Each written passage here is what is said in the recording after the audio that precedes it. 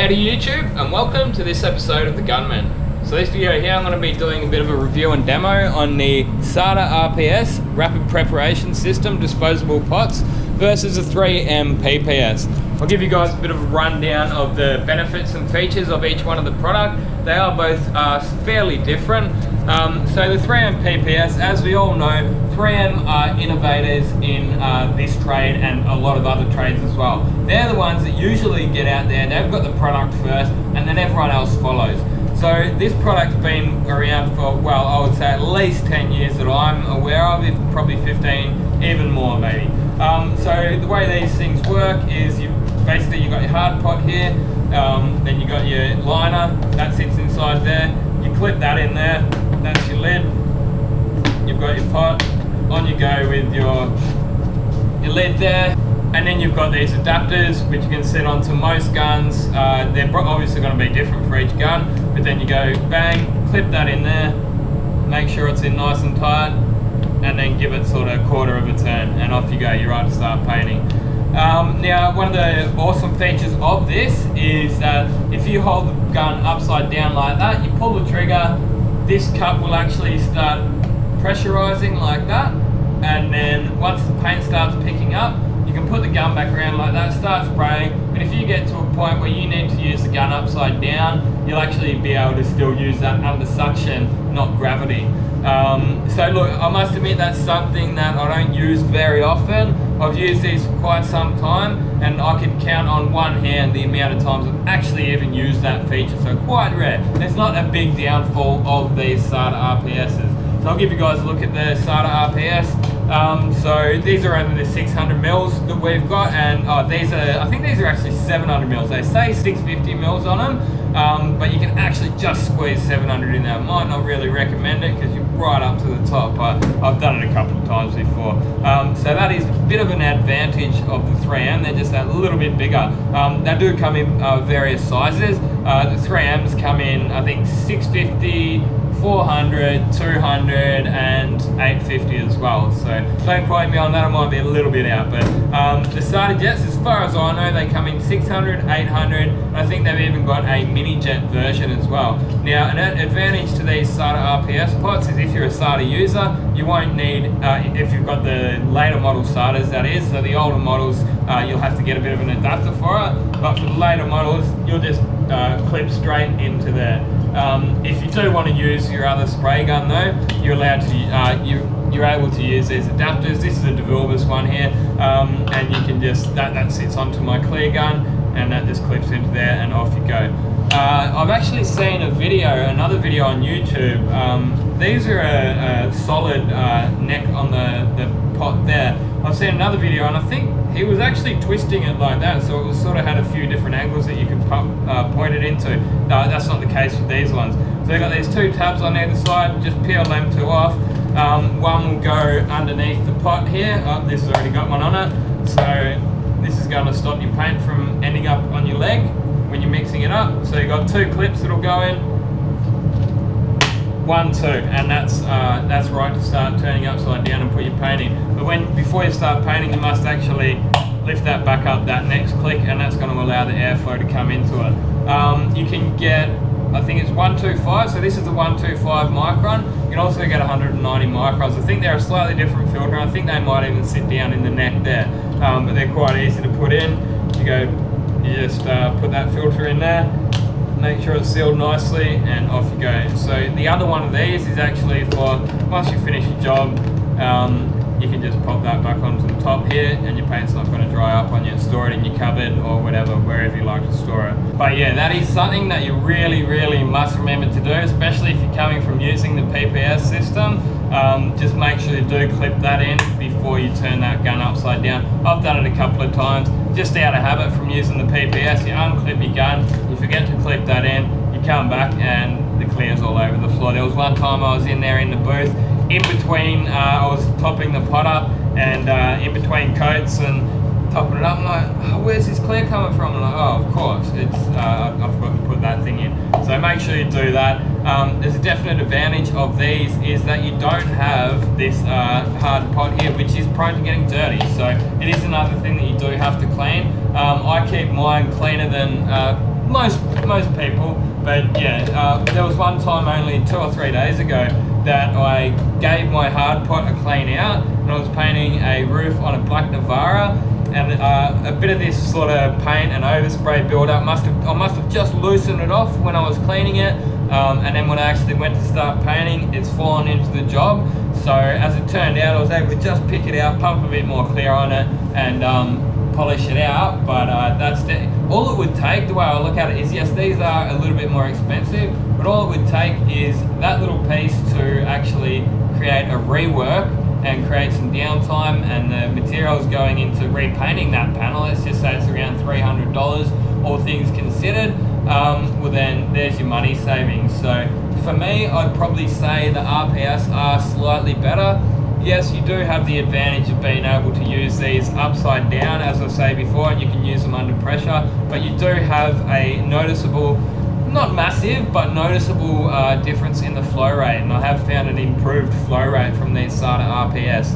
As I say, you can get them for the mini jets as well, so you can get a sort of a smaller pot that will fit straight onto one of your mini jets. I don't have a mini jet, so I can't show you one of them.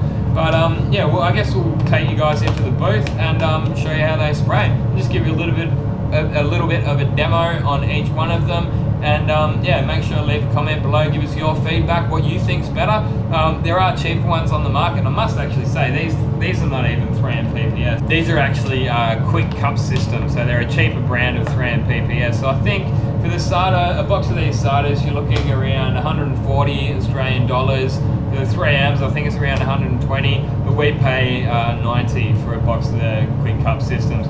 If you're using any of the waterborne paints, probably even high solids clears, it's recommended that you go for the 125 micron. At the moment, they've actually run out of the 125 micron, so we're using the 190 microns. And I painted, it was actually that same roof I was telling you about where I got that little bit of crap land in it. With 190 micron, I could actually notice these sort of chunks of crap coming through from the waterborne base coat. So I recommend the 125s. If I was using solvent, which for years I did use solvent, I was always using the paper cone strainers into standard pots, and 190 was fine. So when you're looking at the microns on filters, the lower the number, the finer the mesh. And I'm not sure how that's going to show up on the video, but to me, with the naked eye, that's visibly much larger for the 190 microns. I guess we may as well touch on your standard pots. For years, I always used to be like, no, you don't need a PPS, it's a wasteful. But the way I see it now is that if you're just going to be mixing up 400 mils of paint, you're going to paint down the side of a car, you're still going to need a disposable pot anyway. Or I guess you can have a can that you've got to clean out.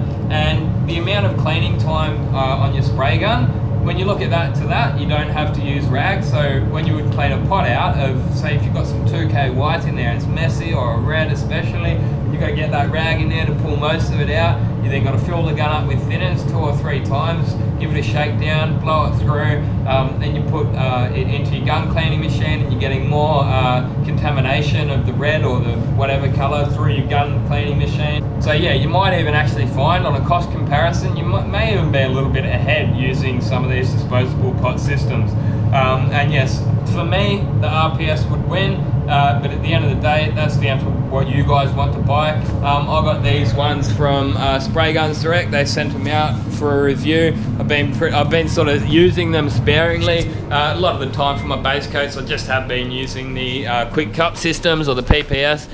These ones come with tabs on each side. They're a slightly different setup. I think they've obviously just modified it a little bit so that they could not get in trouble from 3M. Another thing that they say is possible with these PPS is that when you get lower on your colour, say you're getting around to this point here, these veins here can actually end up starting to sort of drag some of those metallic particles and you can get discoloration. I'm yet to see it. Real world, I've never noticeably looked at that car and said, hey, that must have been my PPS pot that's changed it. It could have happened and I put it down to something else, but yeah, that's something to think about anyway. So I guess that's about it for this video, guys. We'll have a bit of a look at them spraying in the booth and call that a vid. So there is actually a lot more to both of these systems than I even have.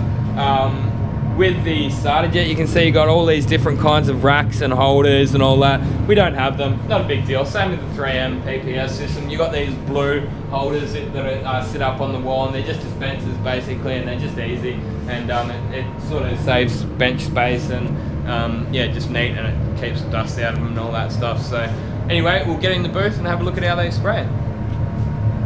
So this is a bit of a look at the 3M PPS in action. Next up, we'll have a bit of a look at the Sata RPS. So I ended up deciding to do a bit of a comparison test on the flow rates from the PPS to the RPS. I was actually quite surprised myself at the results.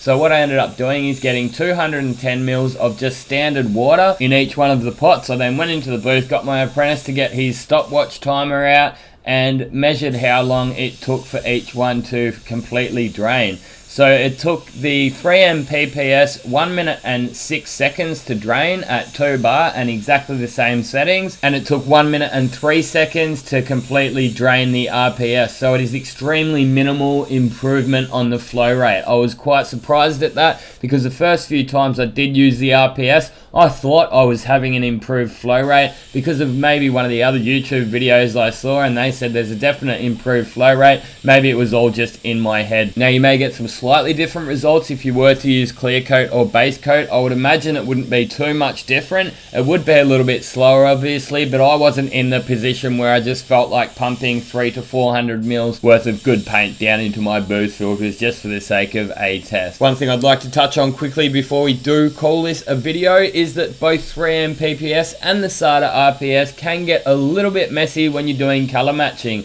When you turn them upside down and then you're ready to pull that lid off, sometimes you can end up with a bit of a air vacuum, and there will be a little bit of paint sitting up in between that filter and the top of the neck. Then when you go to place it on the bench, it will end up leaking out the top of the lid and all over the bench and make a little bit of a mess. It's something that if you're aware of, you can do your best to minimize it and make sure you do drain it out, especially when you're doing one of those colors that aren't that good and you got to do quite a lot of color matching. They can get a little bit messy. I'd still say they're much better than the standard pots. For me, the RPS do win just on cleanliness because you don't have that extra hard lid to clean. It turns out at the shop I'm in, we most likely will not be switching to RPS, which is why, as I said at the start, I'll be using those RPS that I do have quite sparingly and have been enjoying using them. The reason we won't be swapping over to the RPS is because my boss is partly affiliated with the people at Saliso's 3M PPS, and he's obliged to buy products through them. Don't forget, if you do need any of those RPS adapters, I've heard through one of my mates, Ricky Salmons from New Zealand, that Spray Guns Direct are one of the only places that stock just about all of the RPS adapters for your spray guns. Thanks a lot for watching this video. I've enjoyed making it. Stay tuned for loads more. Don't forget to give my Facebook and Instagram pages a like. There is links in the description below. Check out a couple of these other videos at the end if they interest you. Now you've seen this video, get out there and paint some shit. Thanks for watching, and this has been another Gunman production. Goodbye.